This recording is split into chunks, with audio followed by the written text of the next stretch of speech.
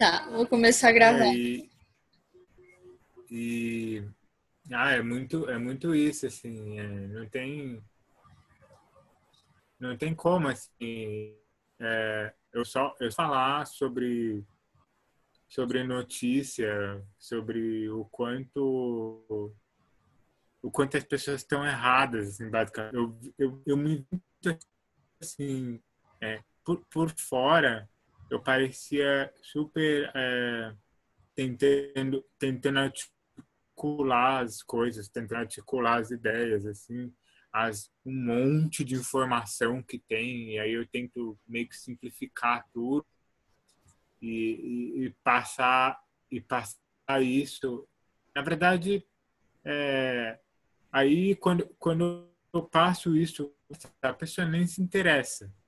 Primeiro, né? Uhum. Primeiro que a pessoa nem se interessa pela sua capacidade de articulação de ideias e de mostrar dados. E elas não se interessam por isso. E aí a segunda coisa é que eu percebi que sutilmente tem aquela questão da agressividade que eu falei lá no começo, né? A pressa de tanto eu congelar a minha visão de mundo do jeito que as notícias se apresentam, tipo, astrosas, assim, já é uma ausência que só me atrapalha, assim, Uhum. nessas horas.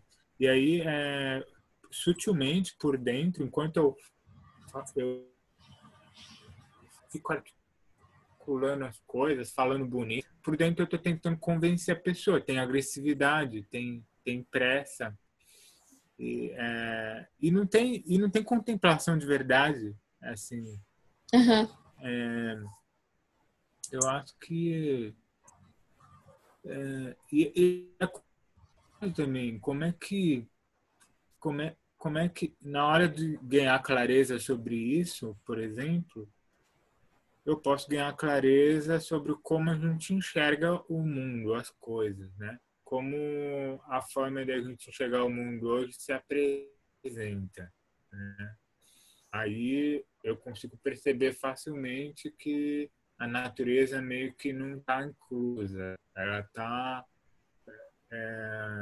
aquela coisa da sacralização da natureza, ela não ocorre. Uhum. Esse é um belo ponto para partida, ok. Mas aí tem a questão também de você realmente está acontecendo além da notícia, que é um ponto difícil. Como é que eu vou contemplar diretamente um rio poluído, uma floresta desmatada? É super difícil, assim. Você ter isso como experiência direta, a não ser por reportagem, por documentário, impacto que não é sentido, né? E, tornar esse impacto um pouco mais palpável é difícil, assim, você gerar exemplos sobre isso, sabe?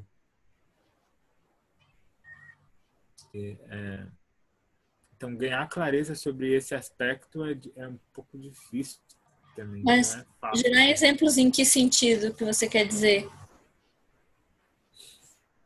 Por exemplo, a notícia da Amazônia sendo desmatada por causa da agropecuária. Tem lá os vídeos e tal, você tem surge lá, sei lá, uma sensação de indignação e tal.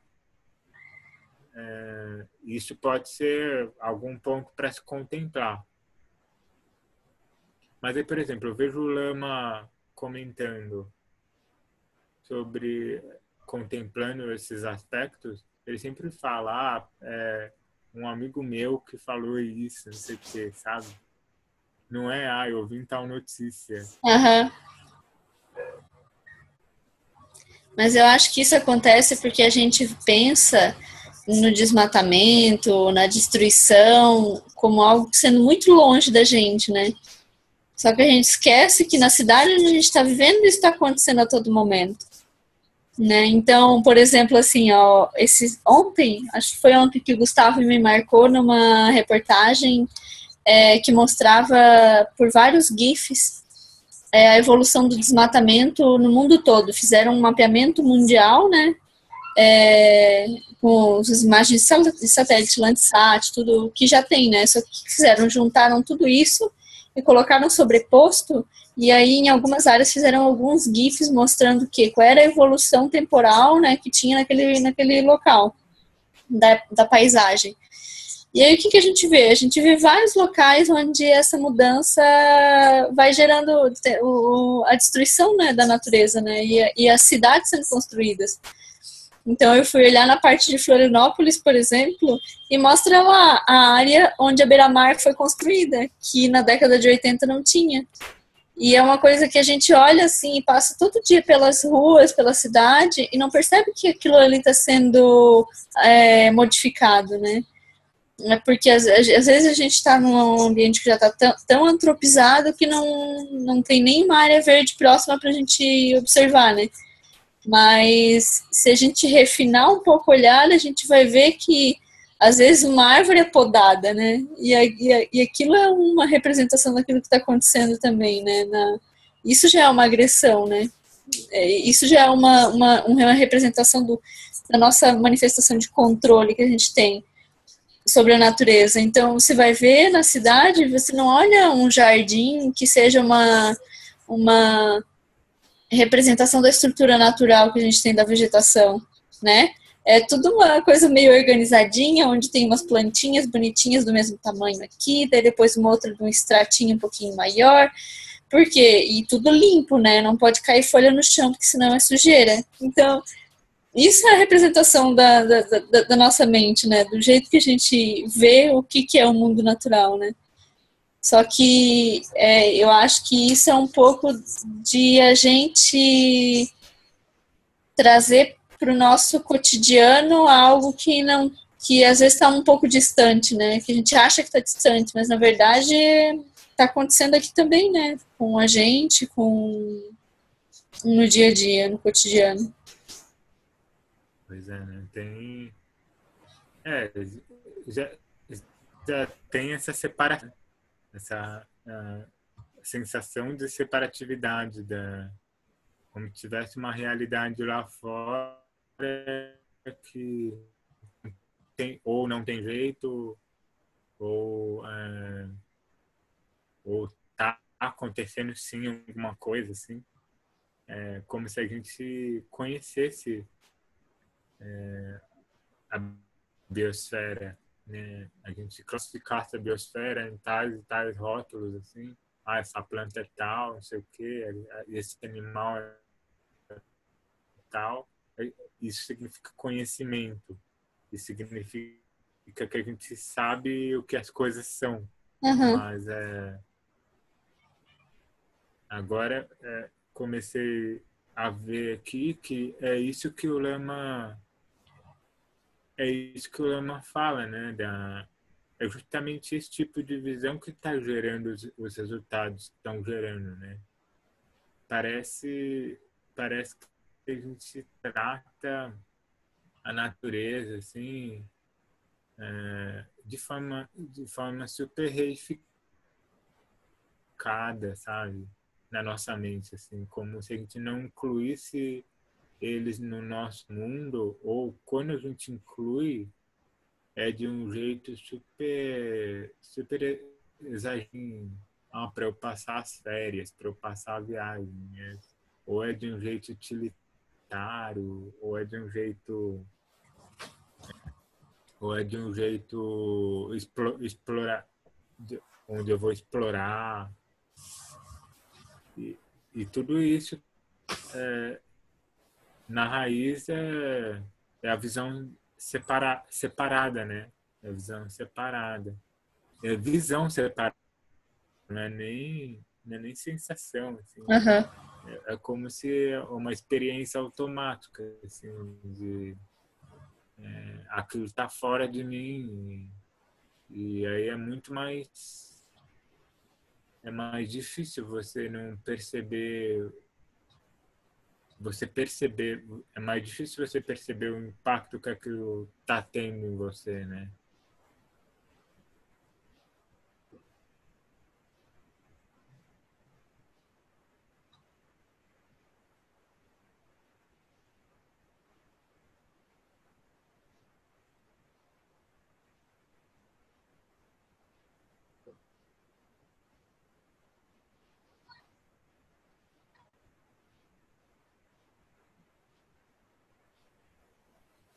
E a dificuldade, por exemplo, no mundo que a gente leva hoje, assim, nos centros urbanos, é essa coisa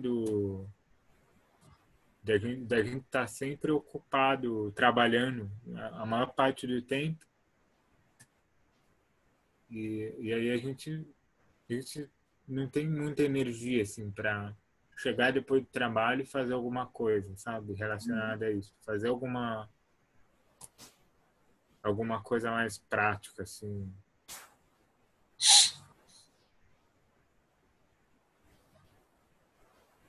Eu sinto, tipo, por exemplo, no meu trabalho eu tô meio que perdendo tempo, assim. Eu poderia estar...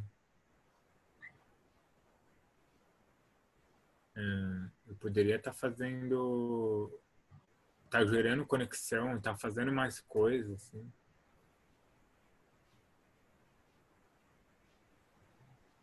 Relacionada a isso, né? Mas Acho que é que aí já é um local onde seria um campo fértil para praticar, né? Só que é muito difícil, como você mesmo já comentou outras vezes, né? Só que a gente tem, então, assim, fazendo uma analogia àquilo que a gente estava falando antes, né?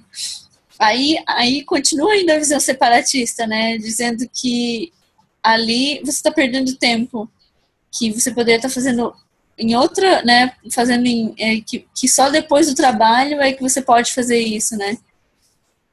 Pode voltar a pensar no, pode focar para fazer essas coisas relacionadas a essas conversas. Só que na verdade ali no trabalho, só o fato de, sei lá, levar uma caneca já é um movimento, né? E falar sobre isso quando puder falar com alguém.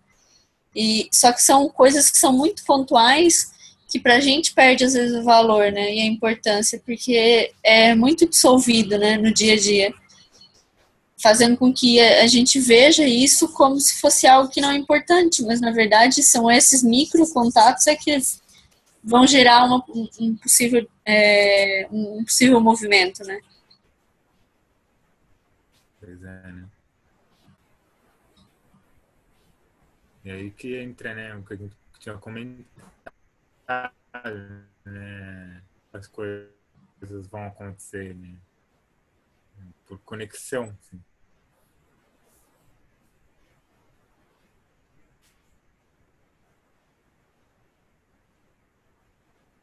É, porque não adianta esse tipo de transformação que a gente aborda e quer que aconteça, ela precisa dessa recorrência dos contatos, né? E das conversas e de estar junto, porque é um movimento constante, não é só uma coisa que vai ser feita que vai solucionar.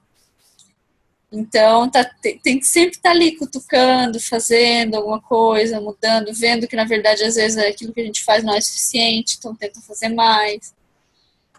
Mas, ao mesmo tempo, não cair naquela neura que a gente falou antes do praticante, né? De que tem que chegar em algum lugar, que é isso que às vezes acontece um pouco, né? Que pra mim acontece, tipo, always. É, de querer que aquilo aconteça logo e aí sim descansar, mas não tem, né? Não, a gente Nossa, vai fazendo e tem que relaxar no caminho, porque na verdade não tem como consertar muito, né? Assim, a gente vai melhorando, vai fazendo um caminho que leve a construções de terra pura, né? Então, um caminho que leve à iluminação, mas para mim é muito difícil ainda pensar em termos de iluminação, e talvez por isso seja tão difícil relaxar, né? é. E, meu, pode parar para ver, assim, essa tentativa usual de tentar manobrar circunstâncias externas para, enfim, estabilizar algum aspecto de energia, para, enfim, aí, quando tal coisa acontecer, aí eu vou respirar, aí eu vou ficar bem, assim. É a maneira usual com que os movimentos têm acontecido, né? Pode ver, tipo, o movimento de muitas aldeias, eles não estão alcançando assim uma uma parcela significativa das coisas, e faz tempo que isso existe, né? Eu acho que tem até um filme, eu só não estou lembrando o nome agora, mas é um filme do Adam Curtis também, que fala sobre sustentabilidade, acho. Eu não lembro se é do Adam Curtis, mas é um documentário, assim. E, e ele fala um pouco que nos Estados Unidos, na década de 70, 80, começou muito esse movimento do Ah, grassroots, né? E não deu certo porra nenhuma, assim, só o problema continuou, né? E, e olha isso, é a maneira usual, né? Você tenta manobrar as circunstâncias externas que estão separadas de você e você não enxerga essa separatividade, aí você tenta manobrar. E aí entra toda essa neura, né? Enquanto eu conversar, existe agressão, existe uma tentativa, como se eu estivesse me esforçando para fazer alguma coisa.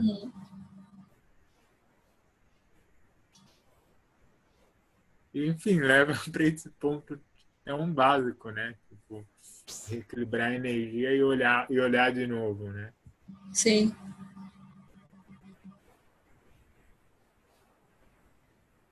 Enxergar essa separatividade, contemplar essa separatividade, Mas você acha que tem essa como as coisas separatividade? são construídas. Hã? Você acha que tem essa separação? A sensação de separatividade, Ah, né? tá. Que é a vidya, né? Aham. Um dos aspectos assim, de Uhum. ignorância. Eu E, tava. Desculpa, fala. pode falar. Não, não, eu ia comentar que eu comecei a ler a, a parte grátis na Amazon do livro Interconnected, que é da. Eu acho que a editora é a Shambhala, que se fala? Shambhala. É, E eu não lembro quem é o autor, assim, mas foi o Gustavo que recomendou, então deve ser de alguém que é, né, confiável. E o livro era muito, eu tava vendo assim, é muito bom, assim, tinha umas, uma construção, assim, a maneira como ele estava levando o assunto, assim, me pareceu bem boa, até de talvez a gente estudar depois, não sei, depois que terminar o livro do Lama, mas algum livro que talvez seja mais focado só para a parte ecológica e que talvez dê essa parte de exemplos, talvez, que a gente busca para contemplar. Não que nesse não tenha, mas como esse aqui também envolve a parte do processo econômico, né? Acaba. Talvez aquele leve mais para a parte de expandir a compaixão com o meio, sabe? Não sei, talvez me dê essa impressão. bacana. É do, Oi? é do Karmapa, não é? Esse livro? Eu acho que é. Isso. É, Aham. do Karmapa. É. Ah, legal. Né? Ele Eu já vi um resuminho desse livro, parece bem interessante. Aham. Parece bem interessante, assim.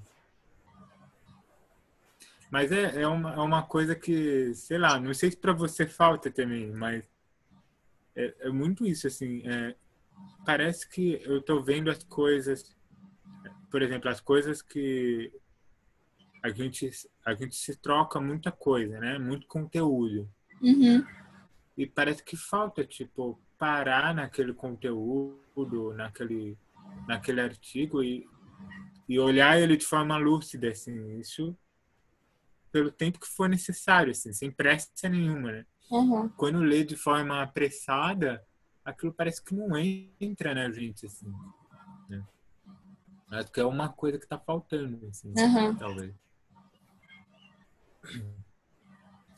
Porque se não gerar lucidez sobre esse tema, vai ficar na decoreba sempre, Sim. sabe? Na dependência de... E também fica aquela coisa de insistir nesse modo usual, de tentar manobrar as aparências para atingir um resultado, né? Uhum. Eu acho que a gente pode, talvez, começar a fazer isso até na própria leitura aqui, ler bem menos, então, por cada encontro. Pegar um trechinho e só ficar naquele trecho e ver como é que flui. Uma boa, né? Apesar que vai ser difícil, mas vamos tentar. Vamos começar a ler? Beleza. Uhum.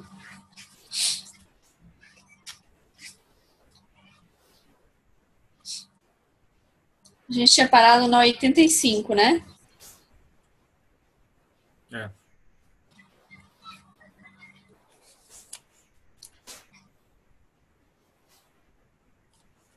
tá. Então, aí a gente parou na fala do Victor, né? Isso. Então, que ele estava falando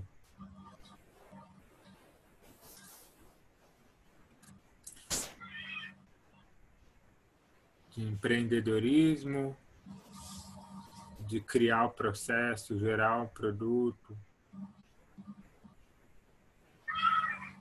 E no sentido budista, isso não ter tanto valor.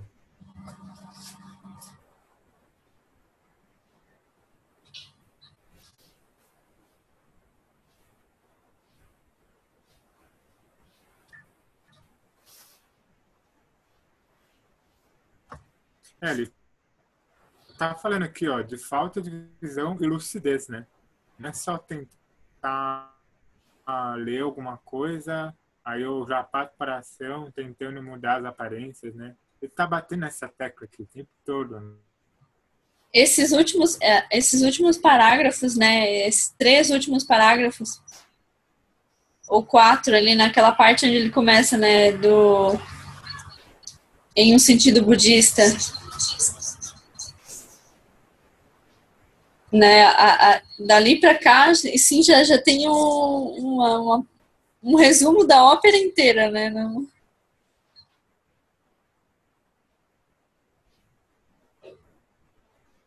Ainda que Sim, é. tenhamos grande sofisticação técnica, falta visão e lucidez, e a barbárie está presente.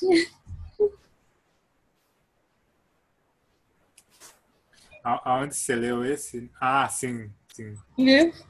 Ainda que tenhamos grande sofisticação técnica, falta visão e lucidez. E a barbárie está presente. Nossa, é isso. É o que a gente estava falando até agora, né, amigo? Tipo, a lucidez é isso, tipo, perceber o quanto a gente está vendo as coisas de forma separada, o quanto tem a vida e a ignorância, né? Pelo menos ver isso, sabe? Uhum. E é esse o motor da nossa visão congelada das coisas, né? Aqui, É ó. esse motor dos propósitos, dos movimentos. Sim. Aqui ele fala assim, né? A utopia, a utopia budista está totalmente ligada à educação, à transformação do ser humano e da forma como ele se relaciona com os outros, até o ponto de compreendermos que todos buscam a felicidade e buscam se afastar do sofrimento. No budismo, só existimos por meio de relacionamentos com os outros e com o que percebemos. Assim, essas relações deveriam ser positivas.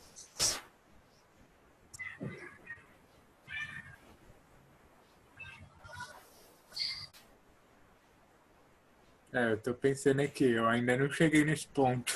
É.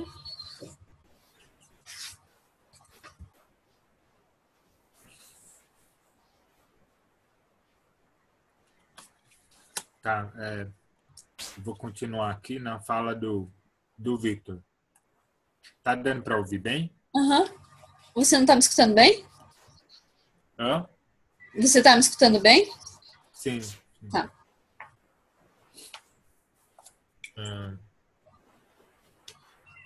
Victor, se considerarmos o panorama em que Marx viveu na Inglaterra, em situação de desemprego causada pela grande revolução industrial, assim como sua forma de raciocínio, baseada em Hegel, estruturada em tese, antítese e síntese, sempre haverá a percepção de contrariedade operando. Embora na base de tudo exista a preocupação com o fator humano, pois Marx estava em contato com aquela massa de desempregados. Você sabe o que é tese, antítese e síntese?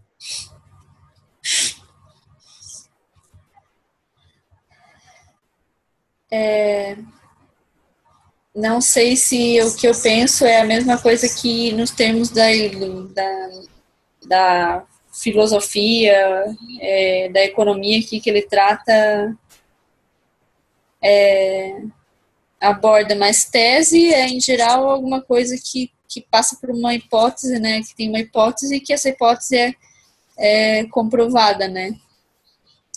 Então, a gente tem a tese. A tese. A antítese, eu acho que é algo que vai contra essa tese. E a síntese, nesse sentido, não sei se seria o mesmo sentido de síntese, não sei. Eu estou chutando, na verdade, eu acho, nesse sentido que ele quer dizer. Seria bom dar uma lida nessa parte. Né? Mas achei legal que ele disse assim, né, que estruturada em tese, antítese e síntese, sempre haverá a percepção da contrariedade operando. Então, o embate já está dentro da estrutura da conversa, né? Uhum. Entendi.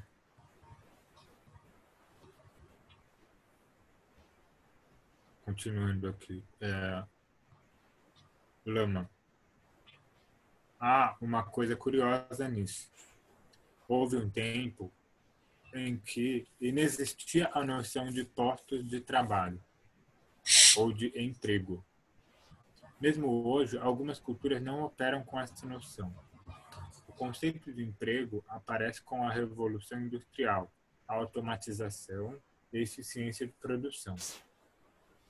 O conceito de postos de trabalho é uma construção humana artificial. Dela surge a noção de desemprego e suas derivações. Nossa existência humana necessita de inclusão social, mas ver o emprego como a única forma de inclusão social é uma grave limitação.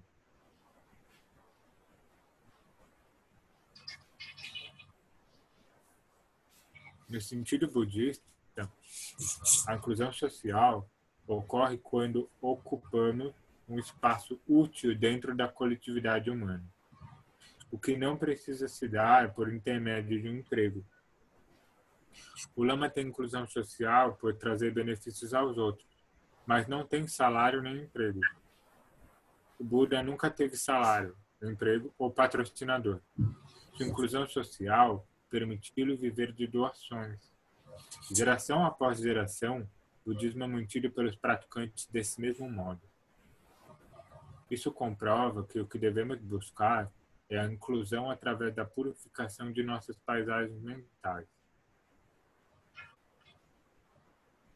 de nossas emoções e de nossa identidade.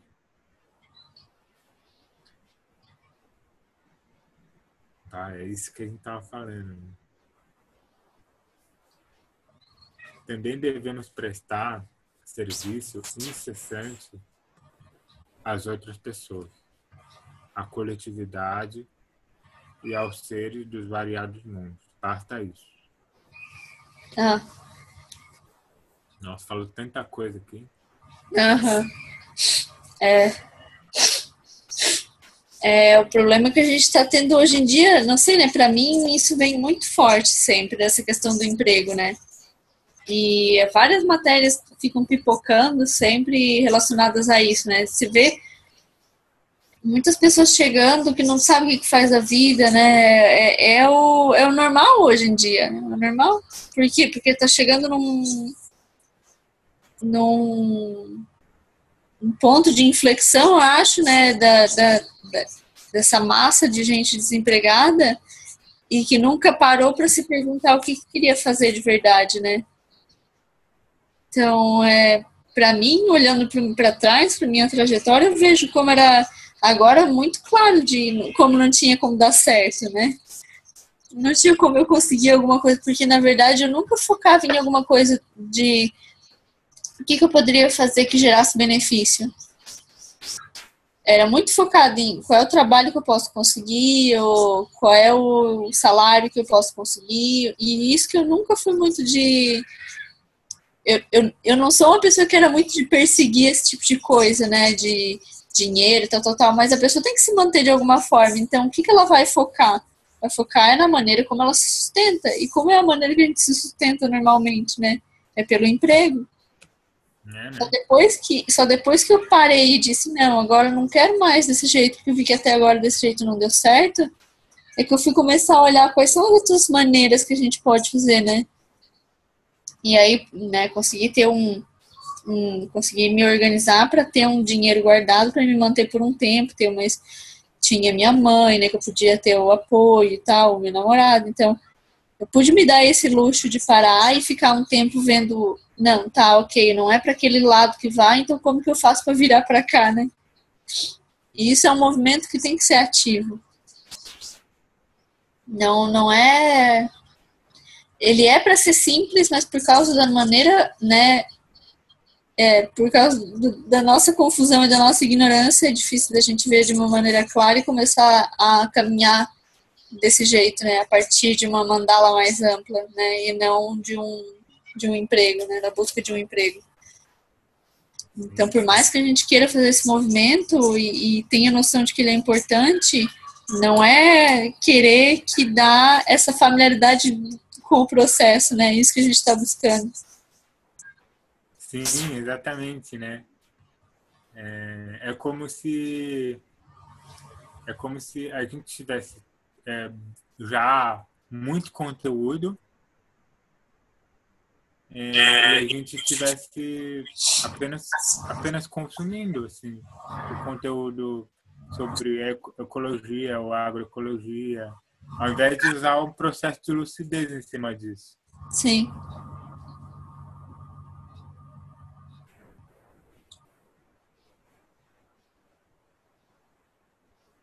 E minimamente vai ter que parar a atividade, né?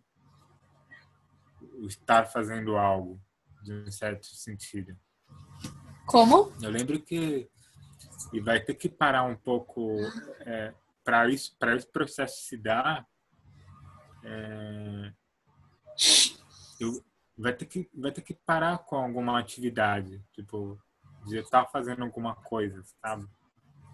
Eu lembro que nesse dia que eu falei para você, foi super natural ficar estudando 7 horas sobre alguma coisa, porque eu eu não senti que eu estava fazendo alguma coisa, sabe? Uhum. E aquilo meio que fica, sabe? Você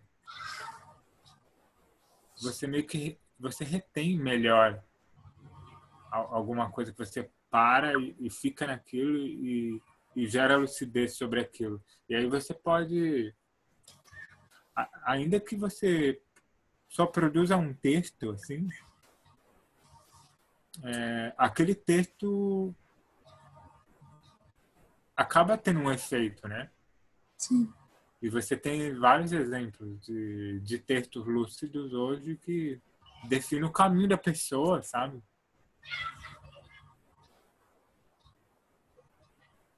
Mas eu acho legal de ver assim que não era, não aconteceu nada de diferente naquele dia que não poderia ter acontecido em outros, né?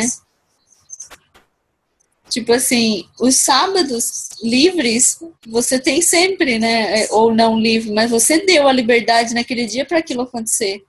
Assim como às vezes a gente se dá essa liberdade de ficar meia hora lendo um texto focado, concentrado.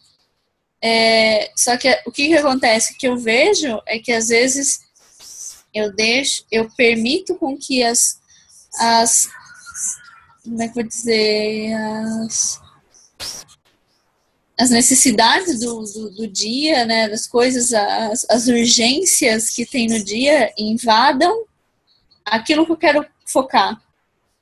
E aí, então, eu não consigo me focar porque, na verdade, eu estou dando espaço para essas outras coisas que me perturbam, né? Só que quando eu estabeleço que aquele horário não vai ser só para aquilo, né? Quando eu faço esse movimento, mesmo que seja de 15 minutos, né? E eu faço isso, já funciona diferente. Só que também o que acontece? Como eu não tenho ainda equilíbrio suficiente de, de ter a minha energia estável, tem momentos que mesmo quando eu faço isso, de estabelecer um período para fazer esse tipo de movimento de concentração e de leitura mais profunda para gerar uma visão mais lúcida sobre aquilo, ainda assim eu não consigo. Porque tem alguma coisa que está me perturbando e não sei. E aí eu não consigo nem naquele momento que eu estou. E eu acho que isso é muito importante a gente ter noção também. Porque senão a gente fica brigando com o nosso estado do momento e não vai conseguir chegar a lugar nenhum igual, né? Então, para mim é bem interessante ver isso, sabe? De aproveitar quando dá. Quando eu consigo, né, ter essa tranquilidade interna de me concentrar em alguma coisa, focar e ler tranquila, mas também perceber quando isso não está acontecendo, porque isso também é uma meditação, né? Que o Mingyur estava falando da meditação, né, a todo momento. Para mim, isso também um espreitar, né, o que está acontecendo, como é que está essa. Eu tô plena na minha atenção de saber que eu não tô conseguindo me concentrar, né? Eu acho que isso também é legal a gente perceber, assim, porque isso também é a prática no cotidiano.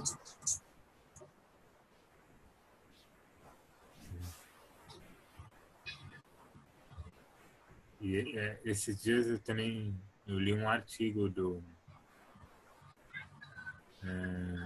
eu acho que foi pela Piauí que eu li, Qual? pela revista Piauí. Ah, E eu estava lendo o texto de um cara inglês. Eu acho que ele é escritor. Depois eu até dou uma fuçada aqui, coloco o link. Ele comentando assim da dificuldade que ele tinha de não ter mais o mesmo pique na adolescência, de ler um livro inteiro, de, de se aprofundar em alguma coisa, sabe? E aí ele fala, tipo, agora eu cresci, eu não consigo ler mal 20 páginas de um livro, eu já não quero mais saber, sabe? Isso diz muito sobre nós, eu acho. uhum. Sobre a incapacidade de se aprofundar em alguma coisa. Não incapacidade, mas a dificuldade de manter a atenção contínua em alguma coisa para você se aprofundar em alguma coisa, né? E aí, tipo, saber tudo meio que superficialmente, assim, sabe?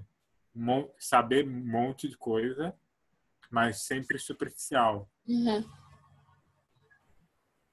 E ele comentava, assim, que da dificuldade que ele tá passando quando ele cresceu, assim. E aí eu digo que se diz muito porque na adolescência você sente o quê? Você sente que você tem um mundo inteiro pela frente. Você tem tempo. Você tem espaço. E quando você tem adulto, não. Mas nada a ver, sabe? É muito legal isso. E eu acho que rola também o sentido da urgência, né? É, então. Tipo, ah, meu Deus, daqui a pouco eu vou morrer.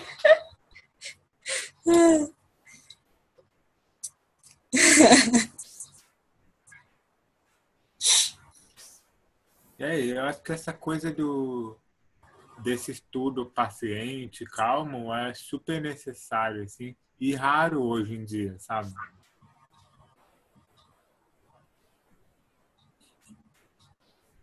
E eu acho que essa urgência que a gente tem, né, voltando, conectando com aquilo que a gente estava falando antes, vem da gente não ter muito sedimentado aquela ideia de o sentido de que tem outras vidas, né?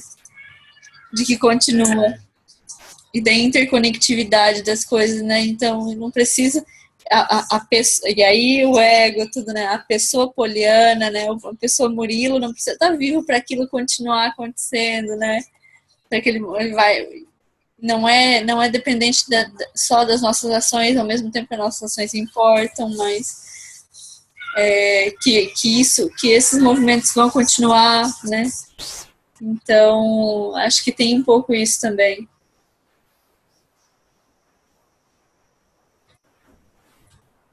pois é. Eu vi muito isso hoje, assim. Pensei um pouco sobre isso, e voltando para cá. A gente tá quase sempre agindo como se a gente não tivesse tempo para fazer as coisas, sabe? Pelo menos eu que fico nessa vida louca de ficar trabalhando, inserido nesse processo econômico louco. Aí eu fico muito com essa sensação, assim, que eu tô lendo muita coisa, tô praticando, mas eu sinto que, tipo, eu não tô aprofundando em alguma coisa, sabe? E aí isso tem que ter um senso de, pô, agora é a hora. Eu Uhum. tô com tempo para fazer isso. Eu tô aqui, ó, agora, aqui. Então eu vou olhar para isso. Eu tenho todo o tempo do mundo para olhar para isso. Se não tiver esse senso, assim, eu vejo que não tem funcionado, assim, não tem entrado muita coisa. Uhum. Eu meio que sinto que eu tô falando as coisas, assim, meio que da boca para fora, sabe? Meio que tipo um papagaio, assim, Uhum. só repetindo as coisas, sabe? Também sinto isso às vezes. Né? E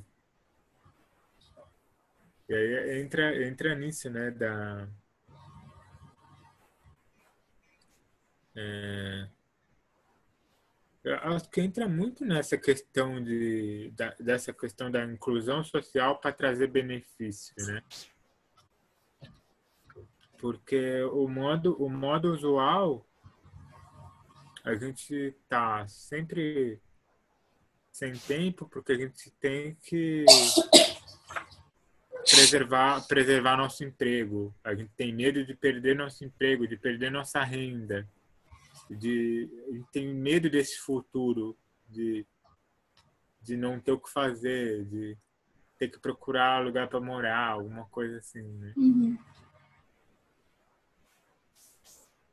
Só que aí, pô, você realmente parar para ver um negócio desse, para estudar esse livro, por exemplo, num momento que você realmente está dedicando tempo para isso, assim, já é uma quebra disso, né?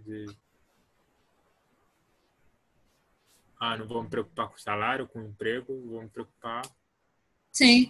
com a situação das coisas, assim, com todo mundo.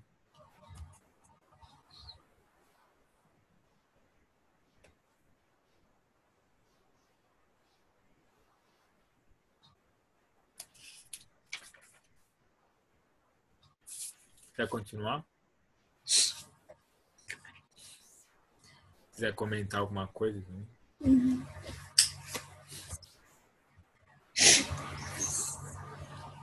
Ali na 87, né?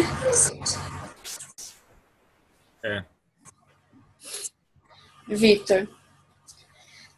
Depois de Marx, temos a teoria neoclássica, cujo expoente é Alfred Marshall, 1842 a 1924. Um dos fundadores da microeconomia, Marshall destacou a importância fundamental dos pequenos núcleos geradores de riqueza que formam a economia. Também demonstrou que muitas resoluções de microeconomia, muitas das deliberações de empresas são tomadas na margem e não com uma visão de longo prazo. Como, por exemplo, para a teoria que usou a água e os diamantes. A água é muito mais necessária que o diamante, mas é mais barata porque existe em abundância. Porém, em caso de escassez de água, e aqui a economia marginal começa a trabalhar, seriam necessários vários diamantes para comprar um único copo d'água. Quanto menos água, mais diamantes. Quanto mais água, menos diamantes. Com isso, fica claro o curto prazo da tomada de decisões. A introdução desse fator de análise é revolucionária para a economia.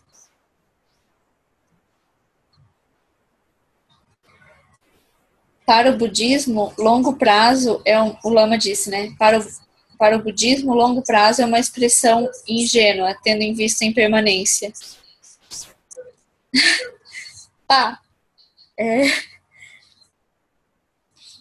Por outro lado, o fator apresentado por Marshall está se referindo a uma natural limitação da visão dos tomadores de decisão. Esse seria mais um exemplo do conceito budista de avidya, já comentado. Para mim, fazendo já um adendo aqui, né? Para mim, uma coisa que para mim é bem confusa, assim, quando eu vou me expressar em relação a isso, é esse ponto da escala, sabe? E da impermanência. Porque o que acontece, né? Pensando agora nos movimentos ambientais, né? Os movimentos ambientais que focam em conservação, por exemplo, preservação. Por que a gente foca em preservação, né? Por que a gente foca em conservação? Porque a gente quer manter o ambiente que a gente está inserido do jeito que a gente consiga sobreviver, né? A gente não está pensando nas outras espécies. Assim, essa é uma fala que é complicada, porque muitas pessoas podem desvirtuar a coisa e acabar dizendo, não, então pode desmatar tudo e pode destruir tudo, né? Mas não, porque aí a gente não está pensando em nenhum ser que está sendo, né, que vai morrer nesse processo. E não é esse o foco. Mas, partindo do princípio que tudo morre, tudo nasce e tudo morre, e é impermanente, a gente está vindo numa escala de evolução onde a Amazônia já foi mar, já foi lago, já foi, sabe? Onde em desertos já tiveram plantações, então, outras florestas, então, o que a gente está tentando manter, né? E por que a gente não larga de mão, então? Entende? Então, assim, o conflito é o quê? A gente quer salvar o quê? Do que a gente está tendo compaixão e do que a gente não está tendo compaixão?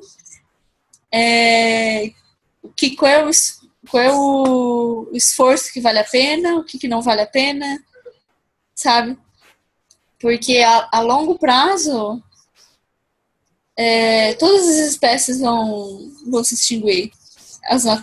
Como 90% já se extinguiu, né, do que já pisou sobre a Terra. Então, é uma coisa que, assim, que dá uma confusão interna, né, assim, de saber Na verdade, nem na visão budista nem nasce nem morre, né? É a experiência cíclica. E aí a impermanência, no caso, não existe na visão absoluta, assim, né?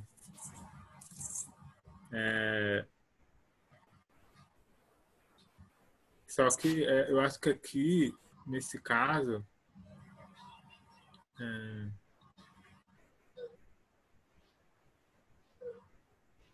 ele está dizendo que é justamente essa visão montada de longo prazo e curto prazo é impermanente, né? E que também essa visão montada de preservação do meio ambiente, pela visão ser dessa forma, se apresentar dessa forma, ela é impermanente naturalmente. Entende? Porque essa visão de que precisamos preservar algo externo a nós, e aí que entra de novo, né, essa questão é, da visão congelada, né? Pelo fato dessa visão se apresentar desse modo, a visão em si tá fadada a sucumbir também, tá fadada à impermanência, né? Isso não significa que que o que o meio que essa impermanência por si só justifique justifique as ações negativas sim, contra o meio ambiente. sim. Essa impermanência talvez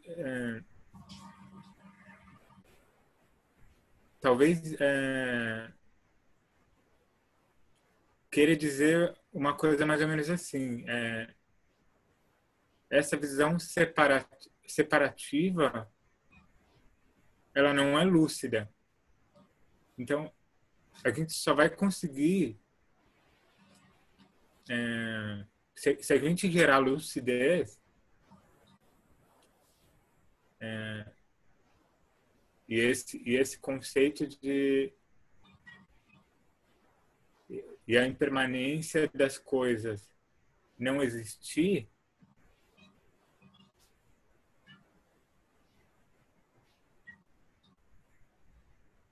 a gente não vai ter resultado.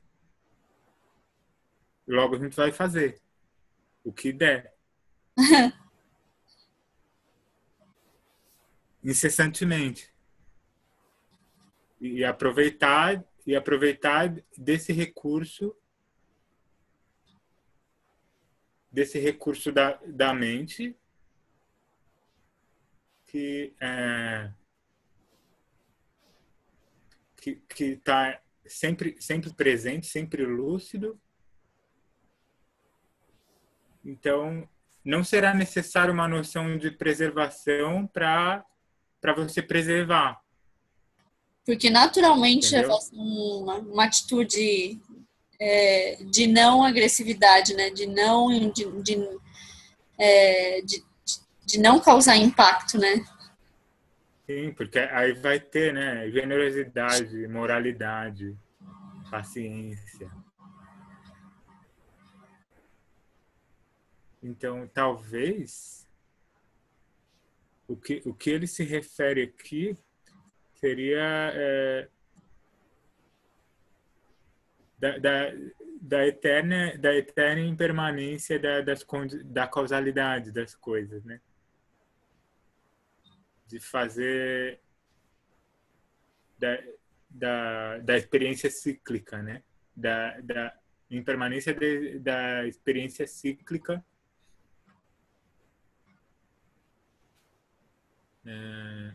dos fenômenos, assim. Uhum. E claro, né? No sentido relativo,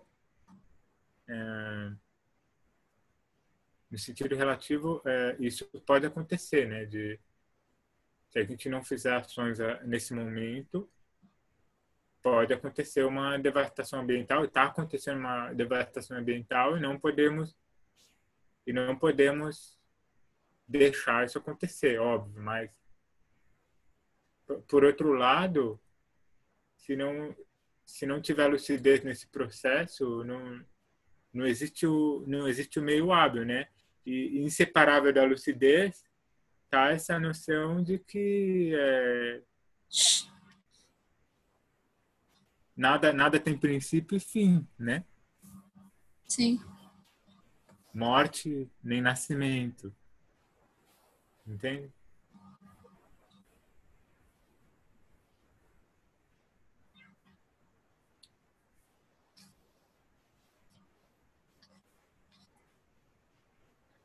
Posso continuar?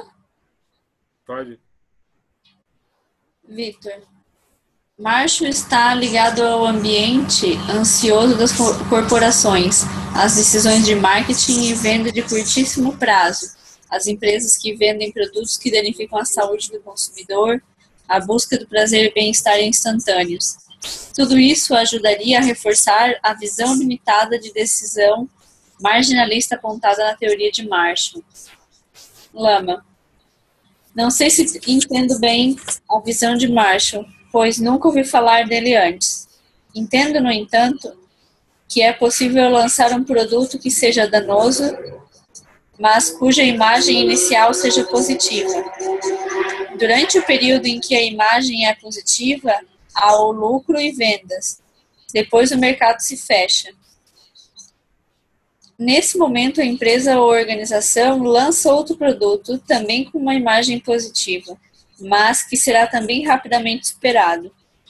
Assim que não haja estabilidade na inserção de cada produto no mercado, a sucessão de instabilidades produz resultado financeiro e dessa sequência surge uma certa estabilidade previsível e utilizável.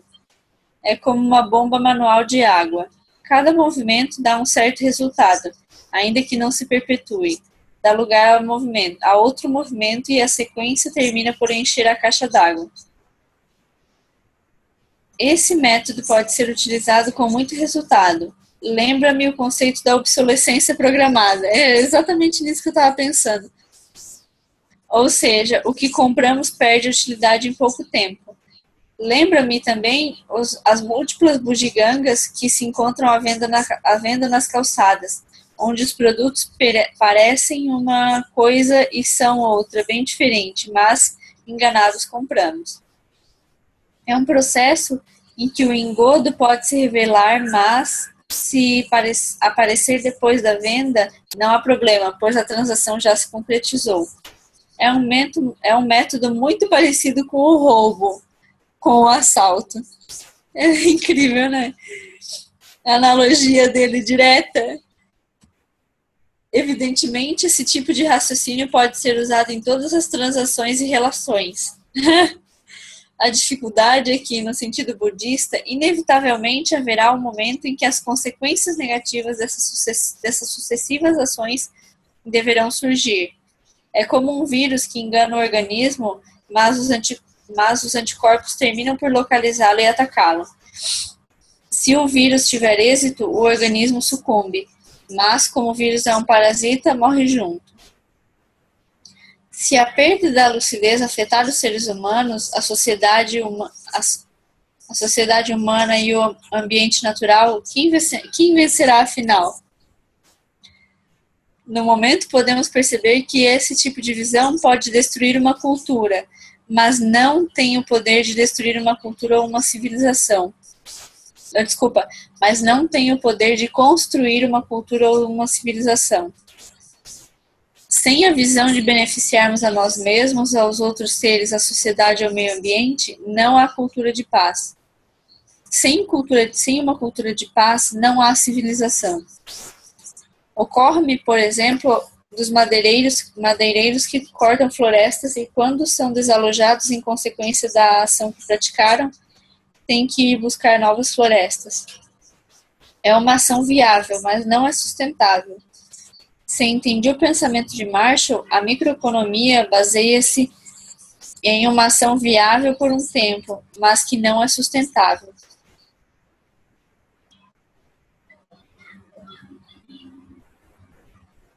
Hoje à tarde eu estava falando sobre isso nos videozinhos que eu te falei que eu gravei do Instagram.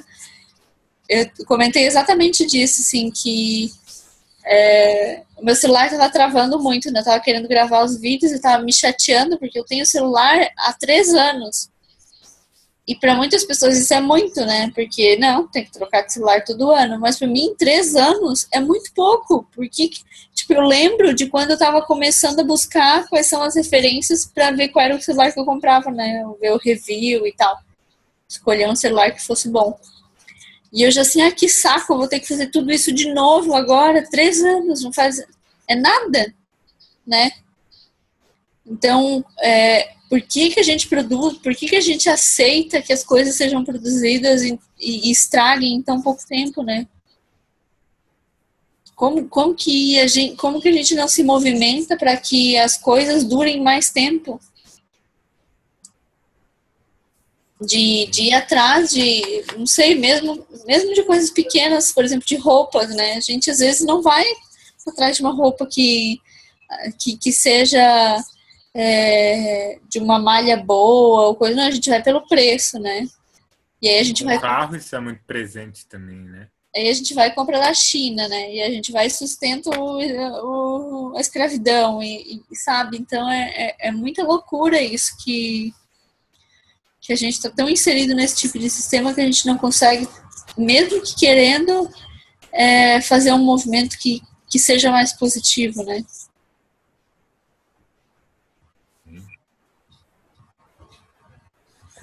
Com carro é muito assim, né? Sim, porque ainda tem o lance da desvalorização na venda, né? Porque com celular isso não acontece, né? É muito difícil você ir vender celular, né? É meio que abandonado, é descartado, né? Tomara que de uma maneira boa, mas enfim. Agora com o carro ainda tem essa pressão de vender rápido para não desvalorizar mais ainda, né? Sim. Eu fico pensando aqui, essa produção louca de carro que está tendo agora, imagina quando a gente chegar no ponto de trocar as energias, parar de usar combustíveis fósseis. Imagina o que a gente vai fazer com esses carros todos aí. Vai começar a abrir vários outros empregos de adaptação dos sistemas de... Sim, né, meu? Tipo, os motores dos carros, onde que vai ser deixado, sabe? Não vai mais ter... Será que...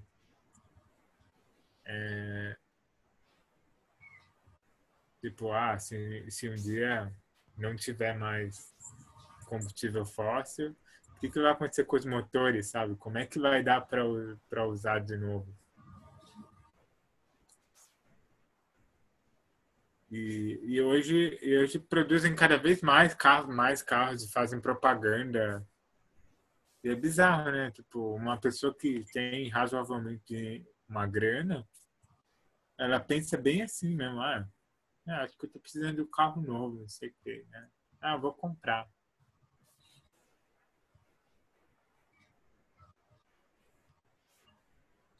Mas é isso com tudo, né, que a gente faz. Não sei, às vezes eu tento focar muito nisso, né? De quando eu penso que alguém está fazendo alguma coisa errada, eu busco em mim aquilo que eu tô fazendo errado também, né? Nesse conceito. Porque daí eu volto pra mim e vejo por que eu tô fazendo desse jeito. Aí eu vou entender por que o outro também faz, né? Então, carro é uma coisa que eu já nunca quis ter, não sei nem dirigir, não é alguma coisa que me chame muita atenção. Apesar de estar vendo a necessidade de aprender a dirigir. Não de ter um carro, mas aprender a dirigir. Sim. Mas com coisas pequenas, né, que a gente às vezes compra. Por que eu compro, às vezes, algumas coisas que depois eu vejo que não tem utilidade igual, né? Então, de entender como é que é esse movimento próprio na gente, né? Eu vejo isso até com livro, e aí às vezes eu compro o livro e eu assim, ó, não, beleza, eu não vou comprar livro físico, porque daí eu já diminuo o impacto e só compro livro digital, principalmente, né? Mas ao mesmo tempo eu vejo como é esse movimento da energia, da urgência, da criação de uma paisagem que monta um cenário, né? Onde aquilo é super urgente e depois aquilo passa, se dissolve e aí não brilha mais daquele jeito. Então, por exemplo, esses dias eu peguei o período grátis do Kindle, né? Eu assinei lá os 30 dias grátis do Kindle. E eu comecei a baixar um monte de coisa, estava enlouquecida, lendo um monte. Depois, no outro dia, eu li um pouco. Aí, agora já passou, uma semana? Eu leio aí, de vez em quando. Voltou pro meu ritmo normal. E aí eu começo a lembrar de todo aquele processo dos 12 elos, né? Contemplando isso bem mais, de uma maneira mais clara, depois do retiro de verão, onde ele explicou muito bem isso e foi muito, sabe, assim, nossa, é aqui, ó. E aí eu consegui enxergar muito bem, eu comecei a contemplar muito quando eu vejo que surge o sentido de urgência. E aí eu vejo como que toda a criação da paisagem, sabe, assim, como que aquela mente vai criar isso. E eu acho que é legal a gente aprender a ver isso para talvez ver como a gente causa isso, às vezes, nas pessoas também relacionadas ao meio ambiente, sabe? Porque às vezes tem que ter um certo tipo de... Parece que é uma jogada, mas na verdade é uma jogada que leva para um lado que a gente sabe que é, né? Que é aquilo que a gente precisa olhar hoje em dia, né?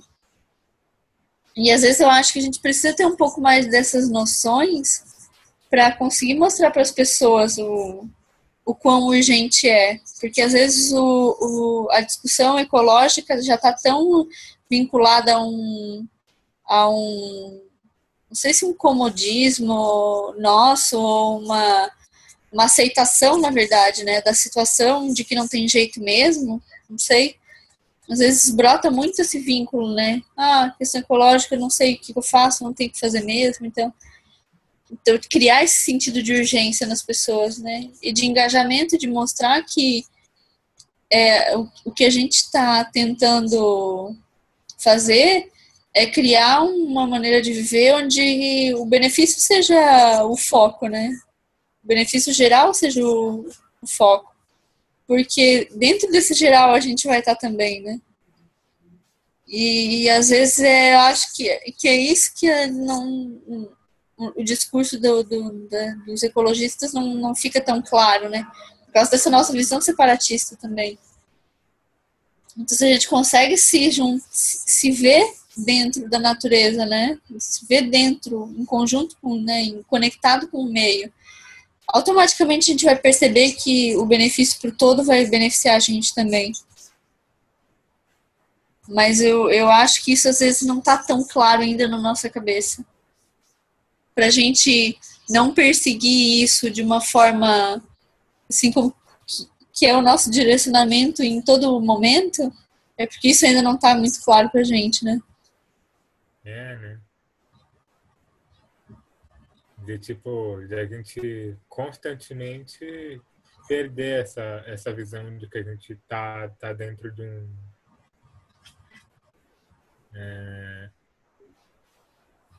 perder essa visão que você falou, né? De que a gente faz parte do todo, que o ar que a gente está respirando agora trabalho das árvores que estão ali, né? Envolve também gerar um senso de gratidão também, né? O Mingyur, ele falava sempre isso, assim, tipo, antes de começar o dia, gerar esse senso de gratidão. E a natureza entra pra caramba nisso, né? Porque é muito fácil você admirar o fato de você estar respirando, o fato de você estar vivo, não é separado do que aquela árvore está oferecendo para você, né? A gente pode até testar fazer isso todo dia, assim, né? Aham. O Mingyur fala assim, de, de gerar um senso de gratidão, um senso de agradecimento, assim. E ele até falou para pegar um caderninho e ir fazendo uma lista de coisas que você aprecia, Uhum. para estimular esse senso de gratidão, né? Eu creio que eu fiquei curioso também, né? Nesse livro que você falou, Interconnected, ele deve abordar esse ponto também. Aham.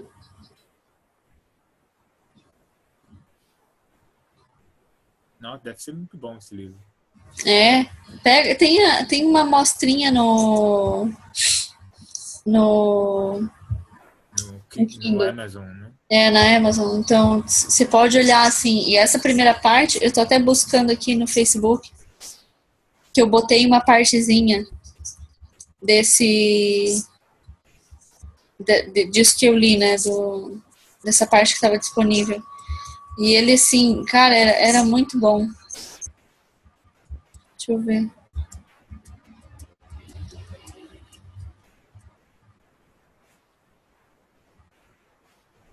Mas a memória, né? Aí a gente vê aquilo que fica ou que não fica na nossa cabeça, né?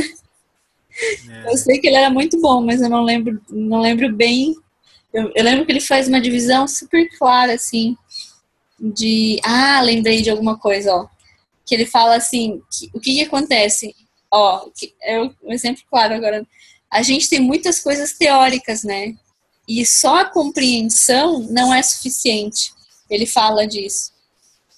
Porque quando a gente só compreende logicamente, cognitivamente, isso ainda não está incorporado. E o incorporado passa pelo processo do sentir.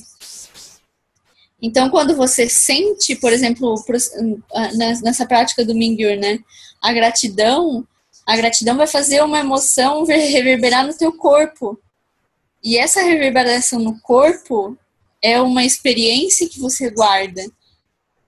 E isso é que depois acaba movendo de um jeito muito mais profundo do que só a parte cognitiva. Porque o cognitivo acaba sendo meio que uma lembrança um pouco, às vezes, teórica, né? Agora, quando isso acaba movendo emoções que geram outras conexões, né, com outras coisas que você já viveu, passa por esse sentido de incorporação e de estar no corpo, né? E aí ele diz que a partir disso é que a ação acaba sendo mais, como é que eu vou te dizer, mais embasada, né? Faz todo sentido. Aquela prática lá do lugar, né? Que tem sobre olhar a interconexão dos seres, né? É puramente sensorial, assim. Acaba convergindo um pouco, assim. E para mim, assim, o que eu tenho percebido é que às vezes esse tipo, por exemplo, quando você falou dessa prática da gratidão, do ar, né, de a gente ficar grato pelo ar das plantas e que elas produzem, né, e tudo isso, Eu acho isso tão bonito que isso me comove, entende? Só que, ao mesmo tempo, isso que acaba fazendo com que a gente baixe a guarda de mostrar emoções que, às vezes, a gente não está acostumado a mostrar, né? Então, sensibiliza muita gente. E, às vezes, a gente não quer ser sensibilizado em determinados momentos, né? Então, a gente esquece de praticar essa gratidão, de ver essa interconectividade, porque se a gente tiver que conviver com todo o movimento que é entender a sacralidade da natureza e de como a gente está conectado a isso, às vezes a gente não consegue manter a nossa vida do jeito que a gente leva, né? Porque isso é demais, entende? Então aí a gente acaba isolando isso da nossa mente, porque na verdade isso mostra que tudo aquilo que a gente está fazendo, na verdade, tá um pouco torto, né? Então, é meio que assim, como é que eu vou conviver com o fato de que, na verdade, aquele chão que eu tô pisando, na verdade, antes era uma morada de muitos outros seres, né? Aquele prédio que foi construído agora está colocando várias pessoas umas em cima das outras, porque, na verdade, a gente já não tem mais nem espaço para ficar todo mundo no chão. Entende? E porque a gente acaba que não está pensando de uma maneira coletiva, onde a gente veja que o impacto que a gente está causando não se restringe só a gente, né?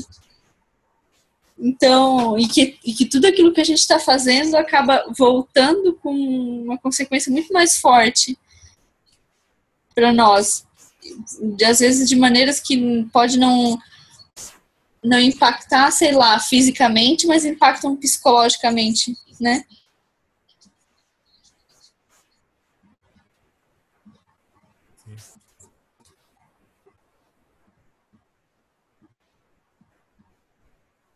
Faz sentido.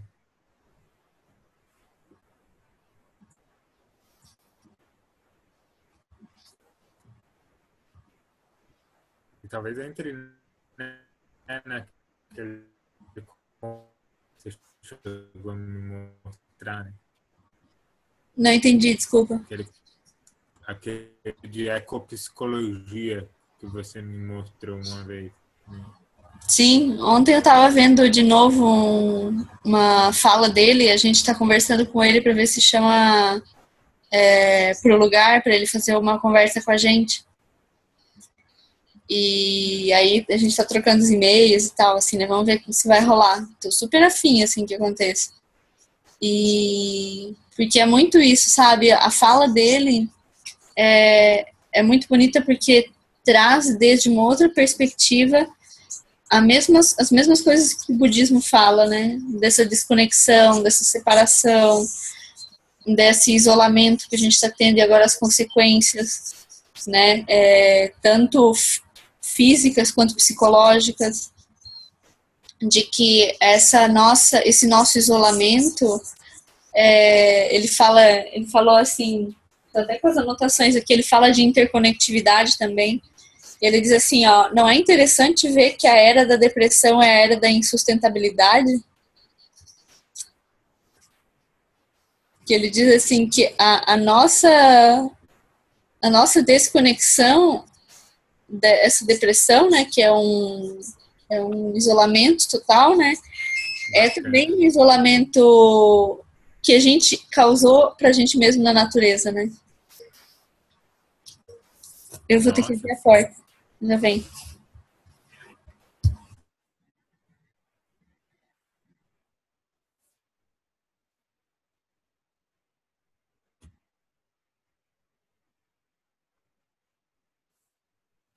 Desculpa.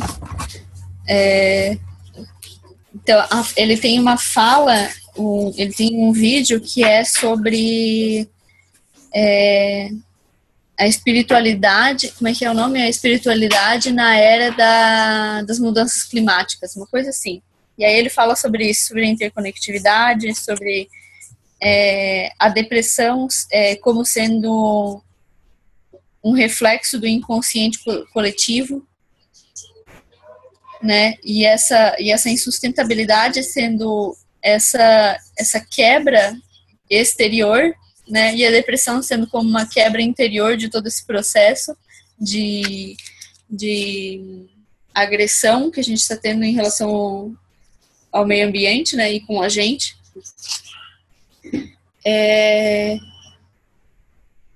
E aí ele comenta de que essa nova espiritualidade atual, né, uma nova maneira de ver, uma maneira de ver a espiritualidade hoje em dia é perceber e viver essa interconexão que passa por sentir-se parte de algo, né? Então, quando a gente começa a tratar desses temas, colocando a pessoa inserida no meio, né, dissolvendo essa desconexão, como a gente estava falando antes, é que a gente pode fazer com que esse interesse pela natureza, né, pelos movimentos todos que a gente está comentando, voltem a surgir, né? Nossa, sim. Faz muito sentido.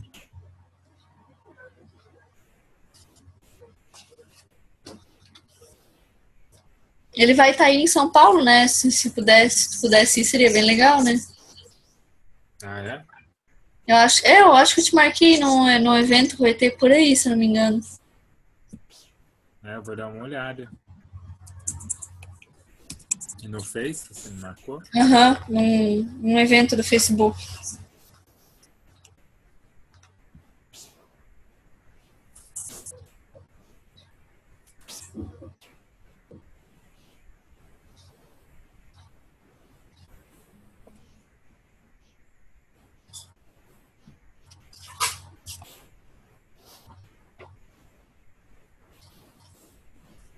Então, quanto à leitura, acho bom a gente parar por hoje, né?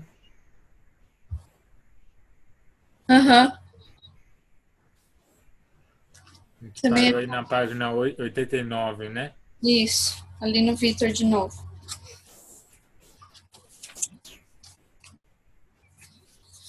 Três pagininhas que renderam hoje, né? Oi? Foram 3 páginas que renderam hoje. Sim, né? Foi bom, né? Pra caramba. Acabou falando bem mais, assim, né?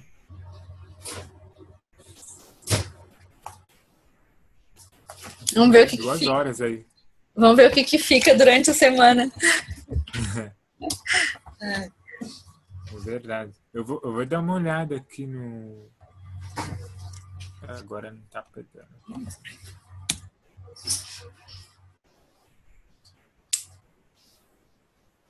Tem a tese dele é fantástica. Né? Que você mandou o PDF, eu não vi também ainda. Outra coisa que eu tô querendo muito estudar, assim, mas ler com calma. Não, mas vai no teu tempo. Tá tudo aí, sem morrer, sem nascer, a gente continua.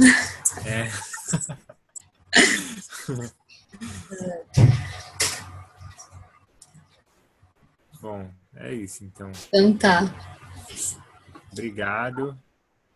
E aí, semana que vem, continuamos. Tá bom. Beijão, obrigada, viu? Beijão. Boa noite. Boa noite.